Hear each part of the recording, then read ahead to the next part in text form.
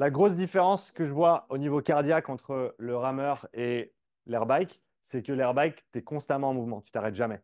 Le rameur, tu as quand même cette composante de mouvement, repos, mouvement, repos.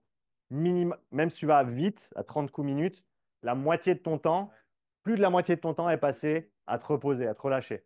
Donc, c'est pas du tout la même dynamique. Là, c'est constant. Et tu as beaucoup de masse musculaire. C'est une des raisons pour lesquelles, malgré le fait que ça fasse partie intégrante du sport du CrossFit, je conseille rarement à des athlètes de CrossFit de s'entraîner beaucoup sur l'air bike parce que souvent, la charge cardiaque, elle est tellement importante que c'est ça qui va, c'est pour ça qu'ils doivent s'arrêter. C'est pas la sollicitation qu'on a mis sur leurs jambes ou autre, c'est vraiment la charge globale qui est juste trop importante. Donc, c'est pas un mauvais truc, hein. Par exemple, un gars comme Vincent qui fait 105 kilos, eh ben, lui, c'est parfait pour aller faire sa zone 2. Il a beaucoup de masse musculaire, il est fort, mais tu prends une petite dame de 50 kilos, sur le grand truc, là, tu as l'impression que c'est. OK? Donc, il y a ça à considérer aussi, la taille de la personne. Je pense que la considération de l'impact, elle est importante. Ça ne veut pas dire qu'on ne doit pas encourager les gens à courir.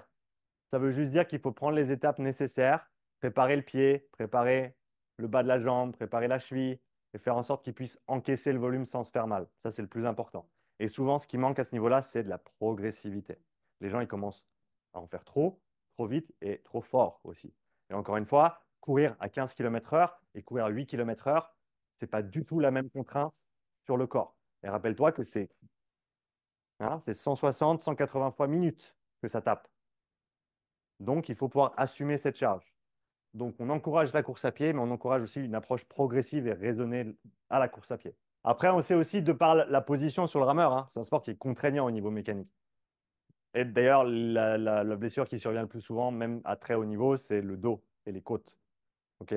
Donc, on sait que ça va être quelque chose, si on a un lombalgique, on va peut-être pas le faire faire du rameur le premier jour.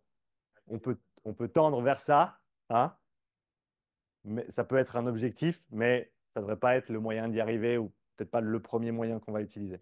Donc, on peut voir qu'il y a plein de manières de raisonner quand on parle de choisir quelle modalité. Personnellement, je suis très à cheval sur le vélo, sans mauvais jeu de mots, simplement parce qu'il n'y a pas de contrainte technique, il n'y a pas de charge, c'est très très facile à faire en intérieur et même en extérieur.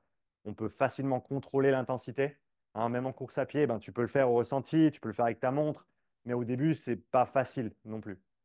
Et le vélo, j'ai trouvé en tout cas un très bon moyen de travailler sans surcharger le système et de vraiment notamment focaliser sur les jambes, sur des crossfitters, des combattants, personnes qui font du sport co. C'est vraiment un bon moyen de cibler ce travail-là parce que la course à pied, soit tu es limité par ta technique, soit par ta capacité de tolérance de volume de course à pied, euh, ou alors simplement parce que, bah, on a vu, hein, c'est un effort où tu es debout, donc la contrainte cardiaque, elle n'est pas du tout pareille non plus, donc il y a ça à considérer.